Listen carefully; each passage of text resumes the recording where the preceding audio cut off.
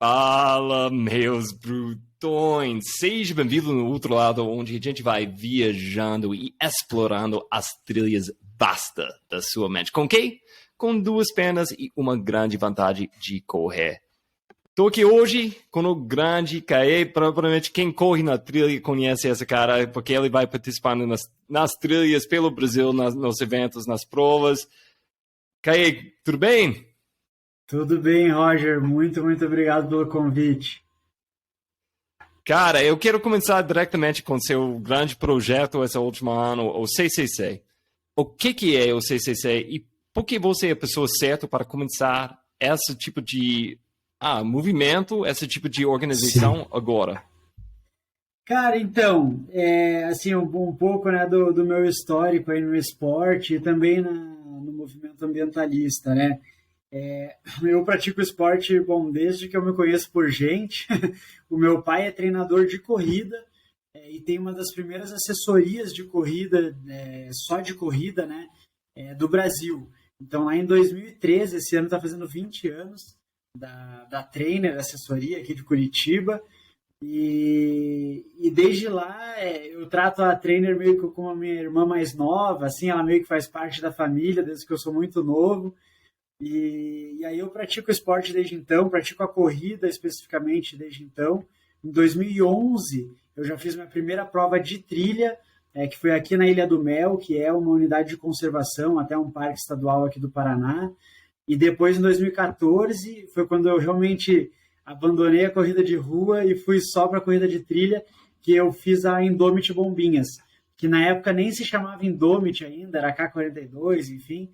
Mas eu fiz essa prova e me apaixonei de vez e liguei assim os pontos do amor pela natureza com o esporte e vi que aquilo que era para mim mesmo, assim. E aí, enfim, a partir desse envolvimento desde sempre com o esporte, com a corrida, outra coisa que andava paralela era essa preocupação com o engajamento, com o ativismo, especialmente para causas ambientais. E aí, a partir desse envolvimento, eu entrei em movimentos aqui, em organizações ativistas aqui da minha cidade, de Curitiba. Participei de voluntariado no Curitiba Lixo Zero, que tem a preocupação com a gestão de resíduos, né? Participei também de movimentos de hortas urbanas, de melhor utilização do espaço público, cicloativismo. Então, você incentivar, né, a mobilidade urbana através das nossas pernas, né, andar a pé na cidade, correr na cidade, pedalar na cidade e deixar de usar tanto os transportes motorizados, né, o carro, a moto, etc. Então, tudo isso foi caminhando e as coisas se uniram, assim, de uma forma que a minha própria formação também intelectual, digamos assim, eu escolhi a faculdade de Direito, né? Hoje eu sou advogado e eu escolhi cursar esse curso para conciliar a minha questão ativista com a questão ambiental, que eu percebi que eu não era bem biologia que eu queria estudar. Eu queria, na verdade, uma coisa que também ajudasse com o meio ambiente, mas de uma outra maneira, assim. E aí o direito fez muito sentido. Então, eu me formei e trabalho com direito ambiental hoje em dia, na assessoria de um deputado estadual aqui no Paraná. E, enfim, e paralelamente sempre treinando, sempre correndo, sempre estando na natureza e criando projetos e participando de projetos, até esse ponto que eu consegui formatar um projeto na minha cabeça que fazia sentido e que, através de muitas trocas, né, com muitas pessoas, a gente veio com essa ideia do Clube de Corrida e Conservação, que realmente busca promover essas boas práticas socioambientais aí no meio da corrida de trilha, né? A corrida em trilha. E você vai perceber que eu vou aportuguesar as palavras, os termos, porque eu não gosto de que pô, aqui no Brasil a galera fica falando trail run e não sei o que, os termos em inglês ou em outros idiomas. Eu acho que a gente também tem que fazer o nosso papel de brasileiro, né? Valorizar também a nossa cultura, a nossa língua. Enfim, e aí partimos para esse projeto e desenvolvemos até um produto inicial, que é essa cartilha de mínimo impacto para a corrida em trilha, né? Que adapta algumas boas práticas já utilizadas pelos montanhistas, boas práticas já bem consolidadas num público de montanha mais organizado, e traz ela para a realidade do corredor, que tem uma outra relação, né, com a natureza, com o meio ambiente. Então, é mais ou menos esse o histórico, assim, e a razão do projeto existir. E você pegou meu olho ano passado, quando eu estava lá na Jaraguá do Sul, para o Jaraguá Sky, e falando com você antes da prova, eu entendi que você estava lá, você chegou uns dias antes para, literalmente, para dar aula nas escolas. Você foi lá e para falar nas escolas sobre esse projeto, sobre a relação. E, na verdade, eu quero para você explicar por que você estava dentro das escolas da Jaraguá. Tá. Então, eu fui, né, para Jaraguá do Sul, como você bem falou, no ano passado, com um pouco de antecedência da prova. Se não me engano, foi na quinta-feira, porque já na quinta mesmo e na sexta eu fiz palestras sobre mudanças climáticas para as crianças de Jaraguá do Sul. Então, foi de uma escola municipal específica de Jaraguá, que recebeu assim muito bem. Eu tenho até, vão me perdoar que eu não vou lembrar o nome da diretora, das professoras que estavam presentes, mas várias professoras, vários responsáveis pela escola ali vieram acompanhar as crianças, se interessaram muito pelo tema, pela oficina, né? Que eu gosto de falar que, na verdade, não é uma palestra, é uma oficina, porque ela é bem interativa. Então, o objetivo foi apresentar o tema das mudanças climáticas para o público infantil, para as crianças ali de Jaraguá. E a troca foi muito boa. Eu tenho até hoje guardado aqui, ó, até está em mãos aqui, as anotações das crianças. Isso aqui são todas as contribuições. Só para explicar um pouquinho o formato, né? A gente é uma oficina justamente porque ela é interativa. Então, eu primeiro, isso é uma coisa que eu construí com outros voluntários de um outro projeto que eu também faço parte, ajudei a criar, que é a Rede Curitiba Climática. A Rede Curitiba Climática foi criada aqui na região de Curitiba, e a gente leva a educação climática para crianças e jovens da região. E aí, no formato de oficina que a gente criou, a gente apresenta o tema da mudança climática, tenta entender o que já aquele público já conhece sobre o tema, e aí, a partir daquilo, e aí que está o maior desafio, é trazer essa discussão, que é uma discussão global, que é uma discussão que a gente vê em jornal, que a gente vê em documentário, para a realidade daquelas pessoas, daqueles jovens, daquelas crianças. E esse é o foco principal do projeto. Porque todo mundo ouve falar, ou todo mundo fala sobre mudança climática, mas o objetivo é territorializar, né? É trazer para a realidade. Como que você já enfrenta a crise climática no teu dia a dia, como que ela já te afetou, e aí que vem as interações com a participação das crianças ou do público que estiver, né, presente, dizendo como que já se sentiu impactado e também depois construindo soluções. Então, a gente parte para um outro passo na oficina, uma parte final, que é de tentar escolher um problema, que é o principal, enfrentado pelaquela comunidade, e tentar desenhar uma solução para ele. Então, essa foi a proposta lá em Jaraguá também. Você está no mudo, eu acho. Aí. Posso perguntar quais problemas as crianças colocou? O que foi importante para eles e quais tipos de soluções eles colocaram? Cara, eu vou fazer um resgate rápido aqui, mas queimadas apareceram muito como problemas, né? É um ponto que agrava a crise climática. As crianças se relacionam muito à questão da fumaça, né? Da poluição em geral. A questão, então, foi trazido várias vezes, a questão do lixo também surge várias vezes, e daí também trazem algumas, um pouco misturado, são trazidas causas e consequências, né? Então, as crianças também associaram muito as chuvas extremas, que é a realidade ali de Jaraguá, né? E Santa Catarina, em geral, passou por anos agora recentes de chuvas extremas, de ciclones bombas, de eventos climáticos fora do normal, assim, eventos climáticos como nunca antes vistos.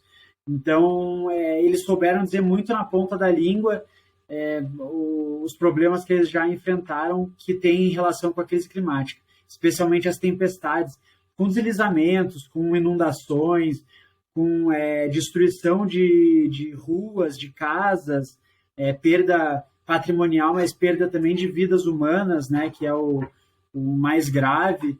Então, assim, foi muito legal, assim, a oficina funciona muito bem, porque ela começa, assim, falando sobre mudança climática, genericamente, aí as crianças nem estão dando muita bola, e aí quando chega na parte de, o que já aconteceu com você, o que você acha que está causando isso, aí, nossa, começou a surgir papelzinho aqui, as crianças participaram um monte, e foi muito, muito, muito legal.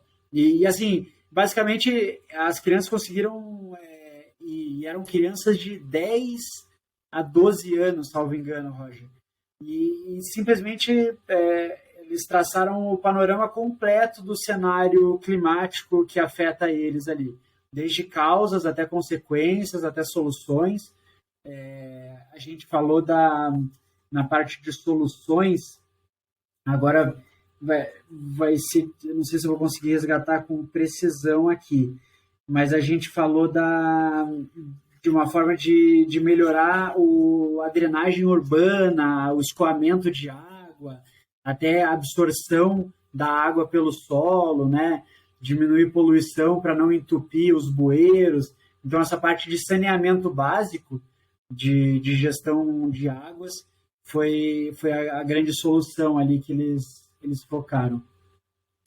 Isso quero destacar, talvez você falou, mas essa coisa, esse evento que se fez, esse projeto na escola, sim, isso foi uma ideia da prova do Jaraguá Sky? Ou foi a ideia, qual tipo de apoio você tinha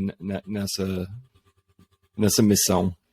Então, não, bem lembrado. Isso foi um pedido da organização da Jaraguá Sky, que é feita pela UT Eventos, né?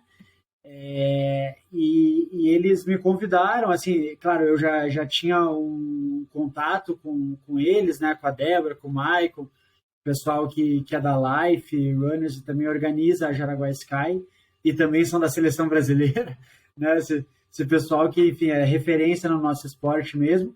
E eu já tinha esse contato com eles, e aí eu comecei a levar, né, essa proposta de, vamos falar sobre meio ambiente, vamos falar, eu posso oferecer tal conteúdo e tal, e ainda nem existia cartilha na época, então eu realmente, essa apresentação, essa oficina era o que eu mais tinha para oferecer, e eles que convidaram, eles prestaram todo o apoio, até desde a minha logística, né, porque eu tive que sair ainda num dia de semana aqui de Curitiba, enfim, até a facilitação lá, a articulação com a escola, a organização do espaço, eu não tive que levar praticamente nada, né? A escola ofereceu a estrutura toda, então toda essa parte logística foi oferecida pela organização do evento, que fez questão de levar essa contrapartida para a comunidade local, né? Então, eu sempre vou falar em impacto e boas práticas socioambientais, né? Porque não são só ambientais. O ambiente nunca está dissociado do ser humano, né? Da sociedade. Então, quando a gente está promovendo um evento num lugar, é evidente que a gente está gerando um impacto e a gente pode tomar as medidas cabíveis para fazer que esse impacto seja positivo ou negativo, né? Então, foi uma questão de planejamento, organização do evento que foi muito bem feita, e esse ano vai ser ainda melhor, ainda maior, inclusive eu estou tendo que me preparar bem aqui. E então, quem vai, nas planos para 2023, que a gente vai ver? Para quem chega uns dias antes, para quem vai participar nesse evento, ou, mais importante, organizadores de outros eventos, isso, para escrever. Por favor, notas, gente. Pega uma caneta e vamos escrever as notas aqui, as ideias boas. O que vai rolar esse ano? ano com Jaraguá Sky e essa ICCC? Então, esse ano, pelo sucesso que fez ano passado, essa apresentação, essa oficina com a escola, né? E também por eu ter organizado um pouco mais o Clube de Corrida e Conservação, esse ano a gente vai conseguir oferecer muito mais para Jaraguá do Sul e para todo mundo que participar do evento. Então, eu vou estar responsável por fazer um ciclo de palestras, de oficinas, para várias turmas e, salvo engano, de mais de uma escola de Jaraguá do Sul. Então, vão ser muitas crianças e jovens impactados. Ano passado foram 40, salvo engano, foram 40 ou 50 crianças que participaram de uma oficina só. Esse ano eu vou estar a semana inteira do evento lá, desde da segunda-feira anterior, né, fazendo essas oficinas nas escolas em dias letivos, né? Então, as crianças estarão já na escola para ver a aula, e aí elas vão ter a oportunidade de assistir, de participar da oficina. Então, vão ser pelo menos aí 5 vezes mais crianças e jovens impactados. A gente também vai pegar jovens já do ensino médio, o que muda bastante a abordagem, né? Eu até tenho apresentações diferentes para crianças e para jovens, porque a gente pode ser um pouco mais realista também, fazer uma palestra com mais conteúdo para os jovens, né, para o pessoal um pouco mais velho do ensino médio. E, além disso, dessa ampliação do ciclo de oficinas, a gente também vai apoiar a gestão de resíduos do evento, que é um ponto crucial que eu vejo que todos os eventos podem trabalhar de maneira simples, assim, são medidas muito simples que resolvem a gestão de resíduos do evento. É você simplesmente separar em 3 categorias. Então, a separação, isso de acordo com Política Nacional de Resíduos Sólidos do Brasil, né, que é uma lei federal, isso de acordo com todas os planos de gestão de resíduos sólidos e já práticas consolidadas, assim, que funcionam.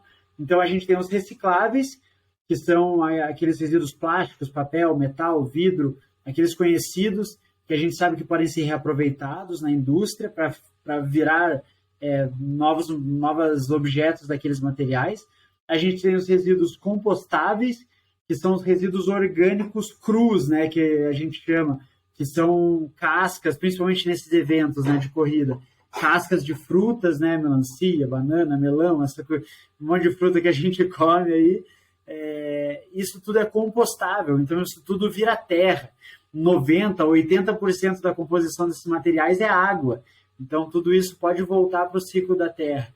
E, por fim, o que não for nem reciclável nem compostável é rejeito. É aquilo que realmente não tem um tratamento e vai ter que ir para um aterro sanitário, vai ter que ir para uma destinação final adequada. E só que essa parcela de rejeito, que normalmente acaba virando 50%, 60% do material ali gerado no evento, é só 10%, às vezes é menos de 10%. Só que tudo vira rejeito quando é misturado. Então, o fato de não fazerem a separação bem feita, que é o primeiro passo, né? Tem a não geração, que é você evitar de gerar resíduos. Então, todo mundo que puder evitar, né? Por exemplo, não vai ter copo descartável, não vai ter material descartável oferecido pela prova. Então, todo mundo tem que levar seu copo, levar seu material. Esse é o primeiro passo, não gerar o resíduo, né? Aí, depois disso, é você separar bem. Você separando bem, você elimina 80% do desperdício, 90%, porque você vai colocar esses materiais de volta no ciclo econômico, né? Vai voltar para a indústria, ou vai virar adubo, vai virar, enfim, terra, que também pode colocar no teu jardim, pode jogar na frente da tua casa, na calçada, na grama. Então, essa gestão de resíduos é um ponto que eu vou também pelo CCC estar apoiando ali durante o evento. E aí, só por fim, né, dessa questão de gestão de resíduos, destacar também o esforço da organização da prova, da Jaraguá Sky, para fazer essas pontes com pessoas que vão receber esses resíduos. Então, a Prefeitura de Jaraguá, através do evento, já tem uma associação de catadores de recicláveis que está vinculada ao evento e vai levar tudo para reciclagem. E também eles já fizeram uma ponte com um projeto de compostagem, que vai recolher todos os resíduos orgânicos e vai levar para ser tratado, para virar adubo, virar terra e poder produzir mais alimentos. Cara, eu vou deixar aberto a porta para você voltar no futuro só para falar 2 horas sobre compostagem. Porque eu adoro esse assunto, eu acho que é muito interessante. A gente pode, provavelmente eu vou perder um monte de pessoas que gostam de ouvir o podcast, mas é meu podcast. Então, você vai se quiser. Essa porta está aberta no futuro, mas agora eu quero falar com essa coisa muito ser humano, onde o problema sempre está com os outros, né? E eu pessoalmente, eu olho para motos, tipo nas trilhas, né? Eu tô aí numa sábado, domingo da manhã, tudo em paz, tudo lindo, e passa uma moto, um monte de fumaça, barulho, eles deixam muito lixo na trilha. O problema tá com os motos, é fácil para mim fazer isso. Sim. Mas dentro do seu mundo, fora de correr, você tem um monte de amigos que não correm, advogados, pessoas nessa movimentação de conservação. Que ponto de vista? Porque eu vou chutar, a maioria deles não são corredores de trilha.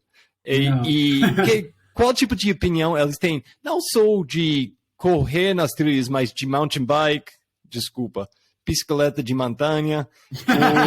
Boa.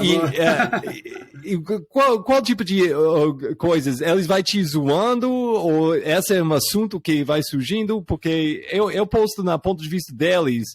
O problema está com a gente. É tipo, a gente está lá todo fim de semana, destruindo as trilhas, fazendo barulho. Sim. Como que é essa relação? Olha, é que são vários atores envolvidos, né? Como se diz, já que você falou mountain bike, os stakeholders, sabe? Bicicleta de montanha. Bicicleta de montanha. Tô aqui cuidando dessa língua, então. Não, tranquilo. Mountain bike é uma palavra difícil é um termo que fica engraçado traduzido. Mas, assim, são muitos atores, muitas pessoas, muitos grupos, né, envolvidos. Eu acho que, assim, do ponto da corrida em trilha, assim, onde a gente enfrenta mais resistência, é do montanhismo organizado. E isso é uma ponte que eu busco fazer muito, porque eu admiro muito o trabalho do montanhismo organizado. Aqui no Paraná, a gente tem um berço do montanhismo, então essa prática de caminhada, acampamento, tudo mais, as primeiras expedições e aberturas de vias, tanto de escaladas quanto de caminhada, para montanhas, elas têm histórico aqui no Paraná, tem até uma rixa entre Paraná e Rio de Janeiro, se foi lá na Serra dos Órgãos, ou se foi aqui no Complexo do Marumbi, que é aqui no Paraná. Então, o Paraná tem essa coisa na nossa raiz, assim, na nossa história, de ter um montanhismo muito organizado, muito pioneiro, muito dedicado mesmo. A gente tem trilhas que são geridas por montanhistas voluntários, tem a federação, tem vários clubes, os clubes mais antigos do Brasil, que é o Clube Paranaense de Montanhismo, aqui, né, do Paraná, enfim. E é uma ponte que eu busco fazer, porque eu vejo muita responsabilidade pelo lado deles. E eu entendo que eles fazem o possível, eles se dedicam, e não são eles que são os culpados pelas pessoas que vão caminhar e deixam lixo e fazem fogueira e levam som alto, e todo mundo que vai caminhar na trilha é responsabilidade dos montanhistas. Assim como nem todo mundo que vai correr na trilha é a minha responsabilidade, a tua responsabilidade, porque eu tenho um projeto, porque você tem um podcast. Então, assim, a gente também não é pai e mãe de ninguém, né? A gente tem limites para o que a gente consegue fazer. E eu acho que a gente está... e aí eu vejo que os montanhistas, que têm muitas restrições, assim, com usos diferentes da trilha, do ambiente de montanha, né? Porque são realmente pioneiros, são pessoas que, teoricamente, estavam lá antes e tal. Eu sofro pouquíssima resistência, Roger, para ser bem sincero. Eles olham para mim e veem a minha boa vontade, a minha dedicação, eu acho, e E, enfim, eu acho que é aquela coisa, né? O brilho no olho, o sorriso são coisas que falam por si só, né? Então, não são palavras que vão descrever isso. Então, eu sou muito respeitado, assim, não tenho o que falar, pelos montanhistas, eles entendem o trabalho que eu estou querendo fazer, eles têm várias críticas também aos corredores, eu tenho várias críticas aos corredores, mas eu acho que a questão é a gente sempre estar buscando fazer mais, engajar mais gente, e aí que a gente faz o impacto, né? E eu... pode falar. Não, só porque eu acho que é engajar pessoas, porque eu vou falar bem honesto. A gente tem muitos assuntos, a gente tem que tomar esses assuntos sério no mundo de trail. É uma coisa que estou falando esses dias, tipo, atletas elites, dinheiro, o crescimento de provas, como é prova bom que é ruim. Mas, vou falar, esse assunto aqui, é um assunto para mim também, é tipo, o sentido puro de correr nas trilhas, como a gente pode proteger isso, com menos manter nosso foco certo. Mas, aquela coisa em cima de tudo, que até eu vou perdendo meu foco às vezes, porque estou tão focado, tipo, na minha própria vivência, a minha própria prova, minhas próprios resultados. A coisa mais importante é manter nem manter as trilhas, manter as montanhas. É tão básico, mas é uma conversa, não está acontecendo, eu não estou ouvindo o suficiente. Sim. Eu não sei se tem um ponto seria suficiente, mas literalmente eu não estou ouvindo isso. E é muito absurdo, porque, ok, vamos supor, qualquer outro esporte, futebol. Ao fim do jogo, todo mundo vai falar, tipo, gente, todas as coisas que você bebeu, todas as coisas, joga no campo e deixa lá. Uhum. Imagina, qualquer outro esporte, você vai tratar seu campo assim. É tipo, eu nem vou cuidar desse campo. É Sim. Porque tanto faz. Cortar grama. Meu provo tá mais importante. O meu resultado, eu tenho que baixar meu tempo 2 minutos. E é absurdo quando se colocar nesse contexto. E, de novo, eu faço isso também. Eu tenho que... Sim. Roger, lembra? Quem é mais importante? A gente tem que proteger dessa aqui. O ambiente. Então, quando você está fazendo uma prova, como funciona seu cérebro quando você está olhando coisas? Porque é um ponto de vista muito diferente do que 99% das pessoas participando da prova. O que você está olhando? O que você está vendo? Essa pergunta é muito legal, porque sabe que agora, né, esse ano que eu estou numa proposta também de ser mais competitivo, não de ser mais competitivo, porque eu sou competitivo, acho que desde sempre, mas eu estou treinando para ser mais competitivo, né, então...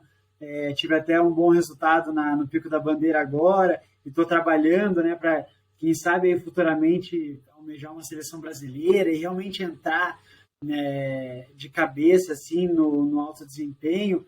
É uma coisa que eu sempre gostei, mas eu tenho que pensar agora mesmo, indo para o Pico da Bandeira lá, eu falei, cara, se eu ver, tipo, lixo na trilha, eu não vou poder pegar. Eu vou, tipo, cara, dependendo da circunstância, eu não vou conseguir parar, não vou poder. Ou eu pego na hora, ou se eu passar, eu não vou poder parar para voltar para pegar, porque agora eu estou fazendo provas mais curtas, né? Então é coisa de 1 minuto decidiu a prova. Essa agora que eu participei. Então, assim, são coisas que eu tenho realmente. Porque, como que é no meu dia a dia, né? Nos meus treinos. Toda vez que eu estou na trilha, eu olho como a gente frequenta, né, no nosso ciclo de treinamento, as trilhas mais próximas da gente, e até aqui a região de Curitiba tem muita opção de trilha, a gente tem muita variedade aqui, é muito bem servido, mas são lugares que eu frequento mais de uma vez. E aí eu vou sempre olhando para esses pontos de, aqui precisa de um manejo, aqui, o pessoal está desviando de uma poça da água, de uma lama, e está abrindo uma outra trilha paralela e degradando mais a floresta para um lado. E lixo, nossa, Lixo nem se fala, cara. Eu simplesmente não consigo, cara. Eu corro, eu tenho bolsos, né, na minha bermuda, na minha mochila, para recolher lixo, assim, porque é uma coisa que faz parte já minha perspectiva mesmo, do meu olhar para a trilha. E eu acho que estudando mais, né, me envolvendo mais, acaba enfatizando mais isso mesmo, ao ponto de eu ter que falar para mim mesmo, cara, agora a gente vai para a prova, você tem que, tipo, correr só, tá ligado? Não se preocupa com mais nada, você não vai resolver a trilha agora, então, tipo, corre só, sabe? Mas é isso, são coisas que a gente vai criando o hábito, assim, e que você vai mudando no teu olhar mesmo, na tua abordagem, e você levantou, assim, mudando um pouco o rumo, talvez, da pergunta principal, mas quando você começou a falar, né, sobre engajamento, né, sobre um tema que não está sendo falado. O lema do Clube de Corrida e Conservação, do CCC, é trilhas melhores para sempre. Então, é melhorar as trilhas que a gente já tem, mas garantir que elas estejam aí para sempre, porque a trilha não tem razão dela acabar, a não ser que caia um meteoro ou que a crise climática realmente varra a gente do mapa e altere totalmente as montanhas, não tem por que a gente deixar de ter trilhas, deixar de ter esses ambientes, deixar de ter montanhas. E acontece que muitas dos ambientes que a gente frequenta, que a gente treina, muitas das montanhas, elas estão dentro de unidades de conservação. Então, a gente vai para parques estaduais, parques nacionais, a gente vai para áreas de preservação ambiental, a gente vai para reservas particulares, são tipos de unidades de conservação que a gente frequenta muito com a nossa atividade. E a gente não pode perder de perspectiva, isso é um debate que todas as atividades permitidas dentro de unidade de conservação têm que fazer, é que aqueles lugares, a prioridade deles é a conservação da natureza. Então, se algum dia tiver alguma intempérie ou tiver que ser feita alguma atividade de manejo daquele lugar e ele tiver que ser fechado, cara, você tem que mais que apoiar, perguntar se você pode ajudar, porque é só mantendo esses lugares que a gente vai conseguir continuar praticando esporte. O objetivo maior das unidades de conservação não é te atender a tua vontade de estar no meio da natureza, de passear, de fazer turismo, de praticar esporte. É conservar a natureza. Então, as atividades de uso público, né, que é o termo utilizado, o uso público desde pesquisa, turismo, esporte, lazer, elas são todas complementares à conservação da natureza. Elas não podem atrapalhar, mas elas são restritas, né? Elas funcionam de acordo com as limitações daquele lugar. Então, as trilhas não vão poder passar em todos os lugares. Então, às vezes, um trecho vai estar fechado para manutenção, às vezes teve alguma ocorrência que vai fragilizar todo o ambiente e vai ter que passar um tempo fechado restaurando. E não é o tempo nosso, o tempo do nosso treino, o tempo humano, né? E principalmente esse tempo urbano que a gente vive atualmente, essa coisa imediata. É o tempo da natureza. Até um ótimo exemplo, só para concluir, Roger, essa pergunta também já me estendi, mas uma ótima lição que eu tive sobre o tempo da natureza é o bambu. Porque o bambu, a gente tem a impressão da forma que ele se alastra, né? O bambu alastrante, né? Aquele bambu que toma conta, que fecha, que deixa a trilha, que desaparece a trilha. A gente tem a impressão que ele é uma espécie invasora, que ele entrou na natureza, ali naquela floresta que você tanto gosta de correr, e parece que ele entrou e é uma coisa externa, assim, que surgiu para atrapalhar a floresta, e daí você meio que já toma as dores da natureza, e não, vamos cortar tudo aqui, não sei o quê. O bambu, existem bambus exóticos, claro, que não são aqui do Brasil, nativos aqui das nossas biomas, mas existem muitos tipos de bambus nativos. E as taquaras, né, o bambu, etc., os nativos, eles servem justamente para a regeneração da floresta. Então, o bambu ele é alastrante, ele é agressivo, ele toma conta de tudo, porque o objetivo dele é cercar uma área para que ela não seja mais degradada. E aí a regeneração ela demora um tempão e o bambu está lá protegendo ela desde sempre. Né? O bambu é rápido para a regeneração lenta conseguir acontecer. E a gente acha que não, que o bambu está atrapalhando e vamos abrir a trilha e ajudar a natureza. Mas, pelo contrário, né? O bambu ele respeita o tempo da natureza. Cara, talvez você já respondeu isso, falando com seu trabalho com Jaraguasca, e eu vi você falando com outros organizadores de provas, mas onde você está vendo o mais potencial para CCC trabalhar? O custo-benefício da sua energia está caindo, a gente já deu exemplos de provas, mas Sim. você está vendo potencial de trabalhar mais com o governo? Você está vendo mais potencial de trabalhar com... Eu acho que crianças é uma boa também. Ou até, eu vou colocar na mesa aqui, marcas. Tipo, essa opção de trabalhar mais com marcas. Ou talvez assessorias, ao invés de corredores individuais, assessorias. Sim. Onde está vendo o maior custo-benefício para o CCC agora? Tá, legal.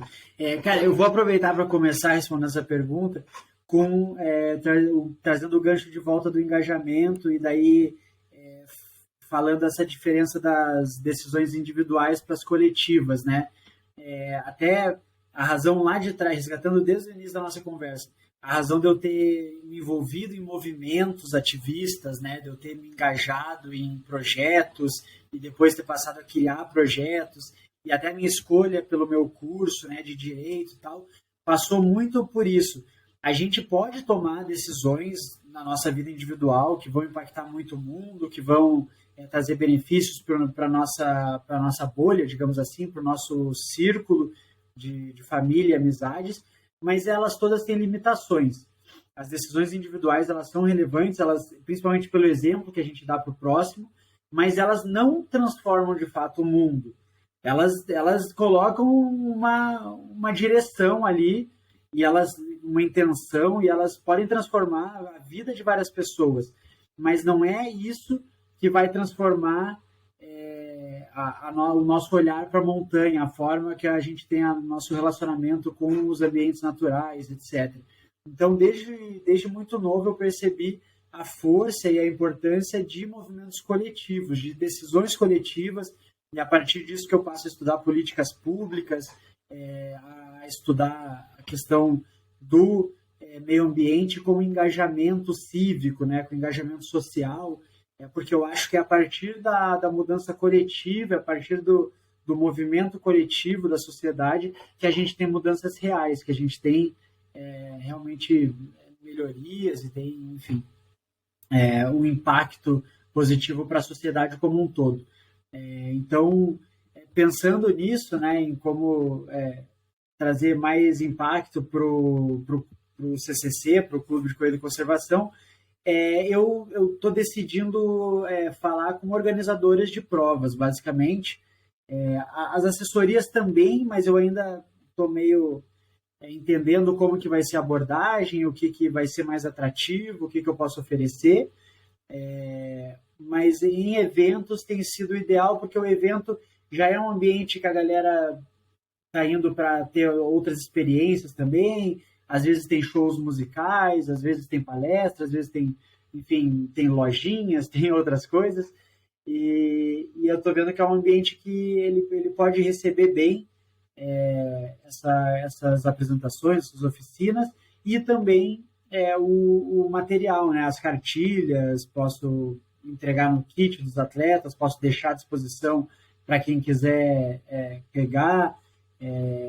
Enfim, tem como o evento ele é um ambiente que circula muita gente num curto espaço de tempo, né? Então, se eu fosse tentar fazer contato com todas as pessoas que vão participar, por exemplo, de uma Jaraguá Sky, que sei lá quantas pessoas que vai ter esse ano, 1.000, 2.000 pessoas, que vai ser um grande evento, eu teria que fazer um esforço muito maior, né?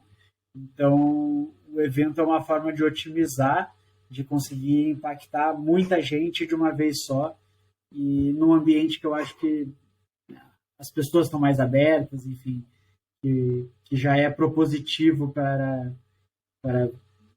aprofundar no tema, né? A gente parte do pressuposto, né, até na cartilha, no clube, no projeto, de que com certeza quem ama a corrida em trilha ama também a natureza. Então, as pessoas já vão de boa vontade, digamos, já vão abertas ao tema, né? Então, pensando disso, você tem ouvido de os organizadores de muitas provas agora mesmo, porque, eu vou falar bem honesto, eles vão ouvindo esse podcast. O que você quer para falar para eles diretamente? Cara, você tem que fazer essas 2, 3 coisas sem pensar 2 vezes. Você tem que fazer essas 3 coisas. O que seriam essas coisas para uma prova? Legal, legal. Eu tenho até uma apresentação, né, para organizadores, assim, que tem uma série de propostas, que eu acho que tem coisas que têm que ser feitas antes, durante e depois dos eventos. Acho que o que eu destacaria, né, eu vou até tirar a parte da palestra sobre mudanças climáticas, que é muito legal, é talvez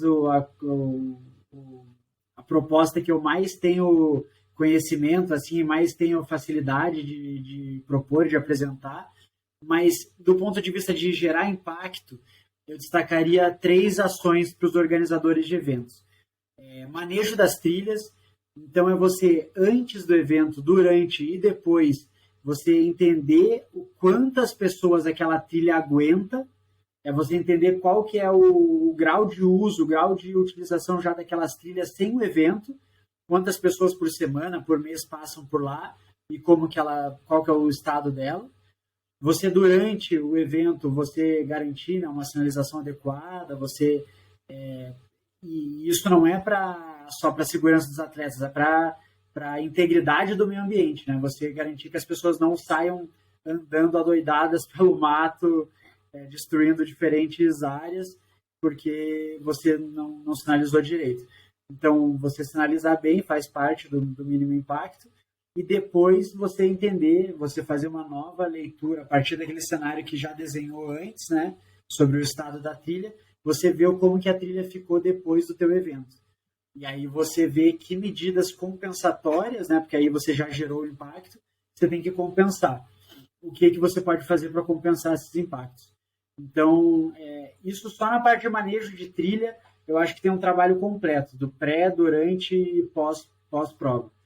E aí, rapidamente, outros 2 pontos é a gestão de resíduos, que eu acho que é um dos grandes problemas de todos os eventos, não só eventos de corrida, mas eventos em geral, tem dificuldades com gestão de resíduos e é muito fácil. Não é fácil, é muito fácil. É só você sinalizar bem, digamos assim, você deixar a separação bem certinha para as pessoas, que as pessoas sabem ler, as pessoas gostam dessa comunicação visual e vão interagir, vão entender que isso é uma coisa importante para o evento e vão contribuir. Então, gestão de resíduos é algo básico. E, por fim, vou trazer um tema que não é tão básico, mas que a Insanity já vem fazendo e fez agora no Pico da Bandeira, que é a compensação de carbono. Então, os eventos têm uma série de... pegada de carbono dos eventos é gerada de diferentes formas, né? Desde produção de material, impressão gráfica, desde transportes, logística, e, enfim, de material, de som, consumo, né, de eletricidade. Tudo isso vai gerando uma pegada de carbono, porque todas essas atividades emitem carbono, né? Para gerar energia, para você se locomover, para você produzir os materiais. Então, é legal você contratar alguém para calcular essa pegada de carbono do evento e compensar, que basicamente é plantio de mudas de árvores, e não só plantio, mas a garantia, né, de que essas árvores vão crescer por pelo menos 5 a 10 anos, é o que normalmente é feito, para que ela absorva o carbono que você emitiu naquele evento. E aí, carbono neutro, lixo zero e trilhas melhores para sempre, eu acho que são 3 pilares aí que vão eu daria um selo socioambiental para evento. Pode, quem fizer isso pode cobrar que eu mando a logo do CCC para dizer que é um evento certificado. Boa, boa. E ficando mais ou menos nessa trilha, falando sobre provas, mas falando mais, eu acho que cada um que participou numa prova viu alguma coisa que talvez eles não gostaram, de lixo, de tratamento da natureza, ou não ficou 100% confortável. Eu vou falar bem honesto, Roger, anos atrás, eu fiquei com muita raiva. Tem umas provas, até falei com você, eu não tenho certeza, eu falo essas provas de nome nesse podcast agora, só para falar, olha, a gente tá assistindo, mas eu acho que não vou não, mas tem umas provas... Mas a gente tá de olho, não vamos falar nome, mas fique ligado. Ainda mais aquelas que tem um nome que começa com uma letra no fim do alfabeto, então vou deixar assim. E eu tentei approach diferente. Uma das provas eu conhecia os organizadores. Eu mandei uma mensagem, tipo, olha, cara, até antes do evento, se precisa alguém, depois do evento, de limpar coisas, de cuidar do percurso, e recebi nada de resposta. Tipo, eu sempre dou uma licença de uma semana, talvez. Eu acho que tem que ser, o próximo dia você tem que limpar o percurso, mas eu dou licença, mas umas provas foi tipo meses depois, e foi na minha região, onde eu gosto de correr. Sim. Então, eles receberam mensagens que não estavam tão agradável do Roger, mais jovem. E uns infelizmente nessa época, não, felizmente ou infelizmente, eu não tinha uma presença nas redes sociais tão forte, mas foi um raro momento e foi para Instagram e fala, tipo, olha o que ele está fazendo com nossa comunidade nas trilhas. Denúncia. Mas eu não sei como lidar hoje em dia, porque vamos olhar o fato, nossa comunidade é pequena, então fala mal do seu irmão, sua irmã. Eu não sei se a gente está nesse ponto, a gente tem muito espaço para fazer isso com a voz alta. Me dá umas dicas como eu posso lidar com isso de um jeito melhor. Cara, eu acho assim, esse negócio de não falar mal e tal, porque vai enfraquecer o movimento e tal, eu acho, cara, enfim, a gente ouve muito isso, né? Tipo, trabalhando mesmo aqui com política pública e tal, a gente, você não pode criticar uma coisa que a gente entende que é mal feita ou que poderia ser de outro jeito, porque, nossa, você não gosta da cidade, não gosta do estado, porque, meu Deus, você é contra o desenvolvimento, contra tudo, não sei o quê. Então, eu acho assim que não tem problema nenhum, acho que não enfraquece, pelo contrário, se tem coisas sendo mal feitas, elas têm que ser apontadas, acho que também ninguém tem bola de cristal, às vezes a pessoa faz uma coisa mal feita, uma coisa errada, pô, na verdade, o ser humano é basicamente isso, né? Uma sucessão de erros até o momento que a gente vai aprendendo, ou na marra, ou na pancada, ou na educação. Mas a gente, pô, ser criança é você errar, até você aprender. E a gente, pô, você que é um ultramaratonista aí, quantas vezes você errou numa prova até você acertar a tua alimentação, até acertar o teu ritmo, Então, a gente aprende com erros, acho que não tem problema nenhum errar, mas a questão é admitir o erro, né, e melhorar a partir disso, e crescer, e se juntar. Então, eu não vejo por esse lado, Roger, de que a gente não deve criticar porque a nossa bolha é tão pequena, o nosso esporte ainda está se fortalecendo e tal. Eu acho que desde o início eu fiz questão de criar o projeto, até por isso, assim, porque eu vi, porra, o nosso esporte está crescendo muito, está crescendo exponencialmente, né? Você falou isso em outros podcasts aqui, outros episódios do Ultralado, né? Que, pô, o nosso esporte está crescendo muito, que a gente não tem noção, que, pô, está atingindo pessoas aí que a gente não tem nem ideia.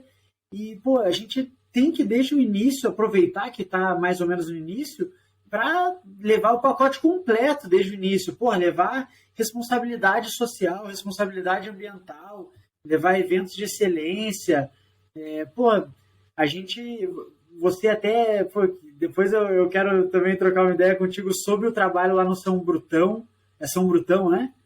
O FKT, ou enfim, eu não sei exatamente o que é o projeto. Mas eu vejo o FKT, né? Eu vejo aquele teu projeto como uma referência de envolvimento comunitário com o nosso esporte. Aquilo lá é o exemplo de como o nosso esporte tem potencial para levar desenvolvimento para comunidades, é uma alternativa de emprego e renda para as pessoas, não é só uma coisa de maluco que quer correr no mato, é realmente uma possibilidade econômica para pessoas e para comunidades inteiras. Então, eu acho que desde o início a gente tem que levar os melhores exemplos possíveis, apontar o dedo quando for necessário, sempre, claro, tentar o diálogo antes, né? Tentar apresentar outras alternativas e tentar fazer um processo mais educativo, mas eu acho que tem que cobrar. Eu acho que tem gente ganhando muito dinheiro também, tem gente que vive disso e não custa nada, já que a pessoa tem... a sua vida depende disso, né? Ela fazer uma coisa bem feita. Se o seu ganha-pão vem daquilo, então nada melhor que seu ganha-pão ainda te deixar com a consciência tranquila, ainda ser uma coisa que melhore a vida de muitas outras pessoas. Então, eu sou do time dos fiscalizadores. Eu, por trabalhar no poder legislativo, né, que eu trabalho, a gente uma das funções essenciais, talvez a principal, é fiscalizar a atuação dos governos, né? Então, eu sou suspeito para falar, Roger. Tá no mudo, tá no mudo. Não, fica fazendo isso essa pessoa, meu Deus. Mas você tem toda a razão. Isso com sua posição na vida... Tomara que isso seja o ponto de vista. Se fosse tipo, fica quieto e não fala nada, você não está fazendo o seu trabalho, literalmente. Então, cara, esse assunto tão importante, essa conversa que a gente não está tomando tão sério quanto a gente tem que tomar. As coisas básicas que provas individuais, assessorias têm que fazer. Me dá jeitos, alguém ouvindo que quer participar no CCC, entender mais sobre o CCC, ou até começar seu próprio projeto parecido. Me dá umas dicas, como eles podem ficar mais ativo, mais engajada com esse assunto. Tá, legal. Cara, assim, eu vou aproveitar até para falar da cartilha, porque ela tem algumas orientações nesse sentido. A cartilha, né, do mínimo impacto, ela é adaptada, como eu disse, de práticas já consolidadas aí no montanhismo organizado, e ela tem uma parte de ações individuais, como eu disse, né, que são importantes, que é desde você se planejar, você colocar a tua segurança, né, a segurança das pessoas em primeiro lugar, você não abrir trilhas paralelas, você não deixar lixo, não levar, não arrancar flores e, enfim, coisas da floresta, você também respeitar os animais e plantas que estão no local, você a gentileza, né, com os outros frequentadores da montanha também é um ponto relevante, que cada um está lá para fazer a sua atividade no seu ritmo. A pessoa pode meditar, a pessoa pode caminhar, pode escalar, pode fazer slackline, bicicleta, corrida. Todo mundo merece respeito, todo mundo quer usar aquilo da sua forma e deve... Para usar menos motos. menos motos que é um pouco mais... Mentira, quem tem que usar a moto para chegar no trabalho, ok, mas quem está aproveitando a natureza com a moto... Na trilha... Se não tem meu apoio, estou fora. É uma relação mais complicada. Mas e também tem o ponto do fogo, né? Para a gente evitar levar até equipamentos que possam causar fogo, mas evitar fazer também fogo de qualquer forma. E aí um segundo tópico uma segunda parte da cartilha é a parte que fala de desenvolvimento sustentável, né? O potencial da corrida em trilha para atingir objetivos do desenvolvimento sustentável da ONU enquanto sociedade mesmo. Então, como a corrida em trilha contribui para a conservação da natureza, para a educação das pessoas, para a igualdade de gênero, para o desenvolvimento local de comunidades, igual a gente falou, para o crescimento econômico, para um consumo consciente e para uma indústria sustentável. Então, é uma abordagem um pouco mais social, né? E aí, a partir disso, assim, eu acho que as pessoas podem fazer, e é até uma indicação da cartilha e tudo mais, é justamente buscar se engajar, né? A gente tem falado o episódio inteiro de engajamento. Acho que você procurar projetos, procurar se informar, e acima de tudo, eu acho que procurar entender a tua realidade local, que é o que eu falei lá atrás com a oficina de mudança climática.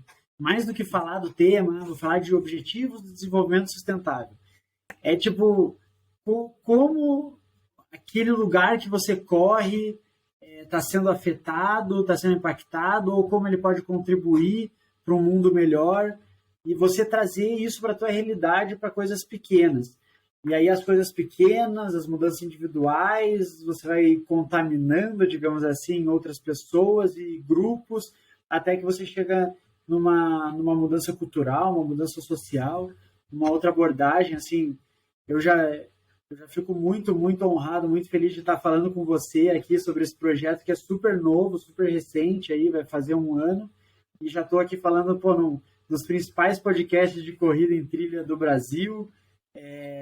Já estou levando o projeto para vários eventos super conhecidos. A Jaraguá Sky agora vai ser o campeonato brasileiro, né, de corrida de skyrunning, né? Vou tentar traduzir da corrida celeste. Essa é a pior de traduzir. Corrida no céu.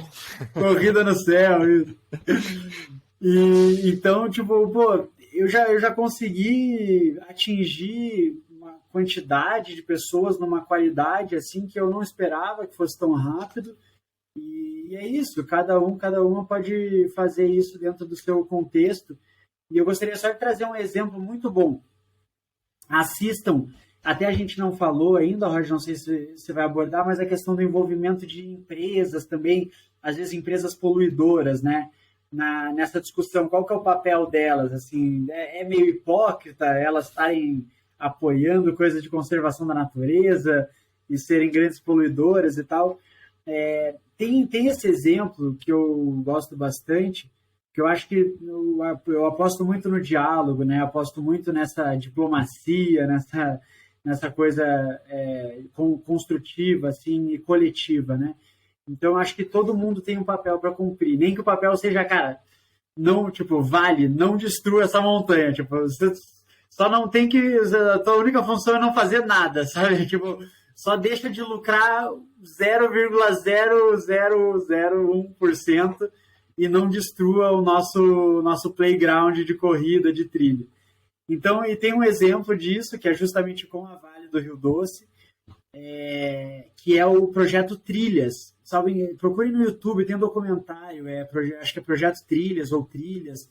É um pessoal do mountain bike, né, da bicicleta de montanha, que é aí de Minas Gerais, inclusive, que se juntou para proteger uma região, uma serra que estava sendo ameaçada, estava para ser minerada, e eles se juntaram, conseguiram o envolvimento de vereadores, da prefeitura, enfim, não sei se deputados também, mas de várias instâncias do poder público, conseguiram apoio da sociedade, engajaram a comunidade local, comércio local, e conseguiram o engajamento da própria Vale do Rio Doce, que queria minerar aquela serra.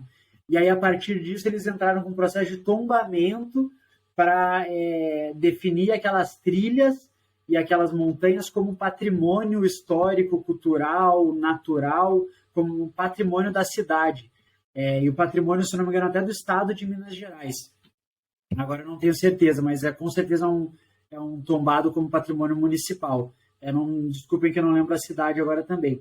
Mas é um exemplo genial, assim, de engajamento, de articulação, de um esforço coletivo por um bem comum, de demonstrar as alternativas que a gente tem também para o desenvolvimento econômico, que acabam sendo muito usado muito como desculpa, né? Mas, pô, a Vale polui, mas é ela que movimenta a economia do país. Pô, você vai ver nas cidades que a Vale está instalada, tirando os funcionários, que às vezes as cidades são criadas por causa dos funcionários da Vale, mas você vai ver na prática, historicamente, a formação daquelas cidades. As cidades existem muito antes de existir a Vale do Rio Doce. As cidades existem por causa de agricultura familiar, por causa de comércio local, por causa de outras séries de atividades econômicas ou não econômicas também que garantiam o sustento, garantiam uma vida de qualidade até para aquelas comunidades, para aquelas pessoas. Então, eu acho que a gente tem uma alternativa. E isso é um ponto muito relevante. Eu acho que a gente tem que falar da corrida em trilha de maneira, como você falou, Roger, séria, de maneira responsável, porque a gente não está falando só de um hobby.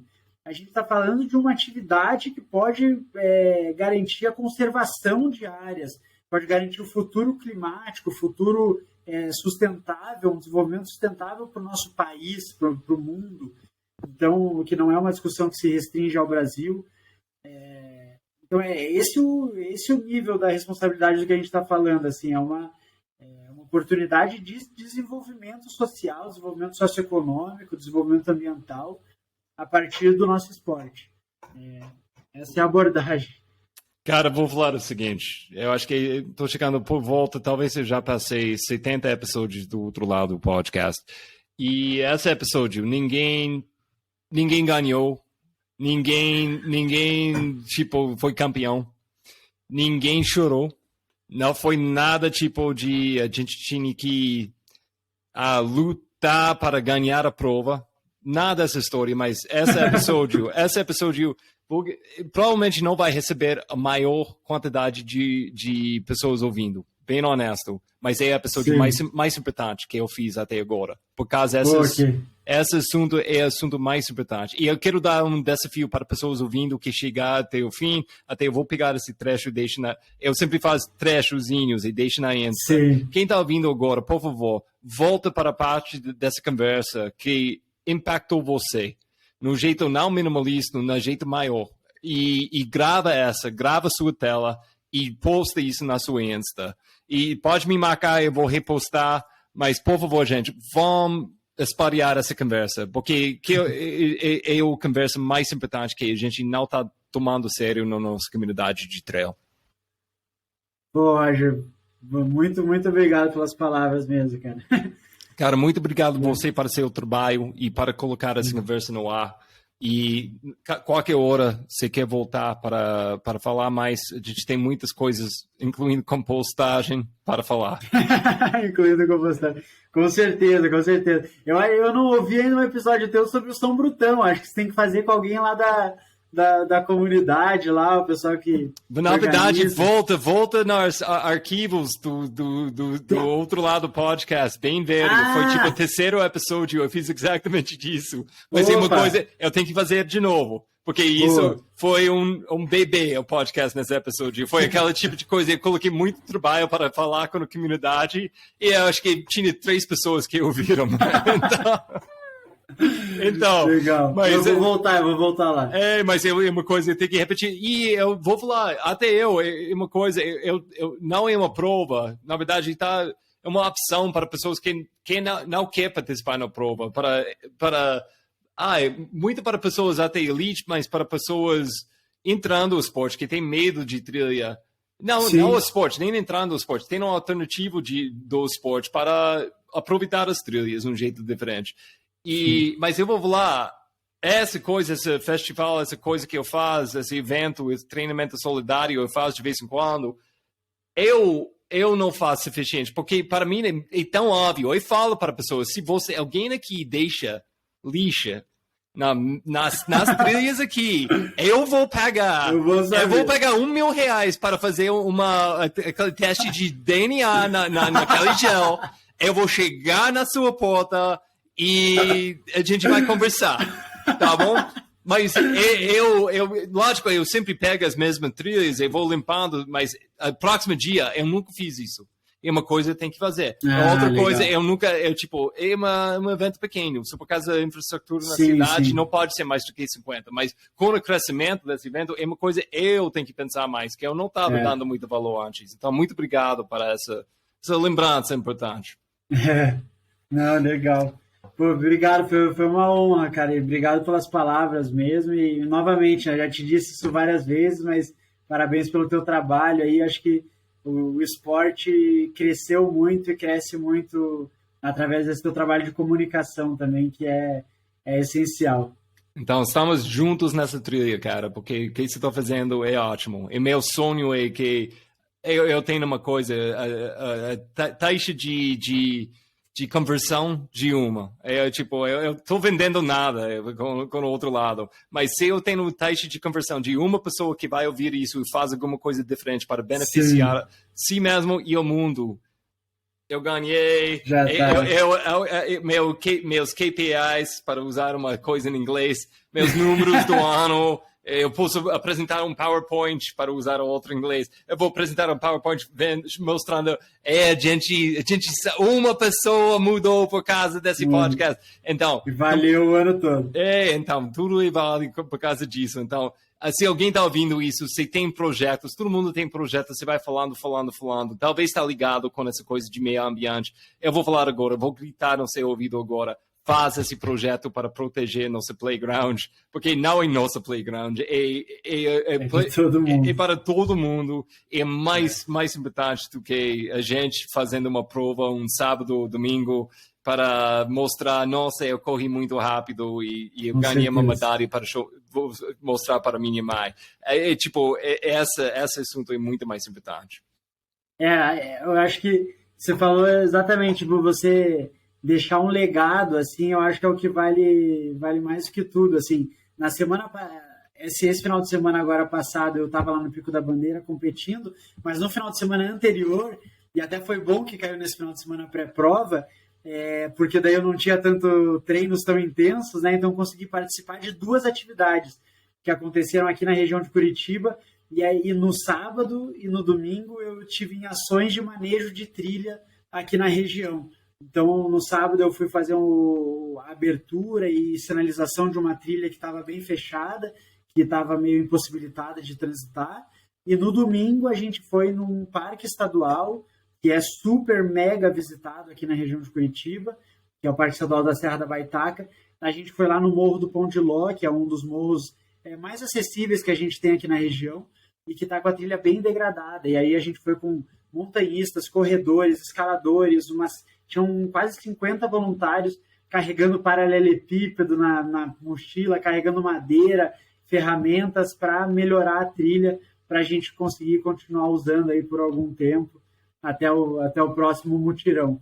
Então, essas ações aí que deixam um legado aí, que é o que a gente pode oferecer, são muito mais importantes que tudo. Muito bom. E se você, cada um que está passando a trilha, você vê um lixo, esse nada é uma gota de água no mar, mas pega aquele lixo, é isso. Exato. E quem tem uma posição tipo advogado, onde você pode fazer uma mudança grande pelas talvez as organizações que eu não tenho acesso, por favor, vai lá e fazer, e vamos em frente, gente, vamos fazer um bom trabalho para fazer o que a gente tem que fazer.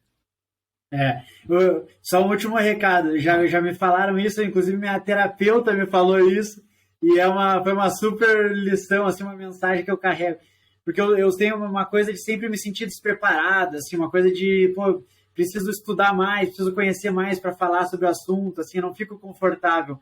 Mas aí chegou num ponto que ela falou, cara, vai e faz, cara. O mundo precisa de pessoas que fazem, não de pessoas que sabem tudo. E é isso, cara. Se você que está ouvindo aí, enfim, é isso que o Roger falou. Vai e faça as coisas. Se você tem alguma ideia mais doida que seja, coloque em prática, vê como que vai ser, tenta fazer funcionar e E é isso, já vai ajudar um monte. Eu acho que Brandon já pegou esse hashtag do não pensa, vai, né? Alguma coisa assim, mas eu vou roubar para agora. Vamos lá. Nesse sentido, eu vou roubar. Não, e ele com certeza vai dar maior força aí, nem pensa, só vai. Vamos lá.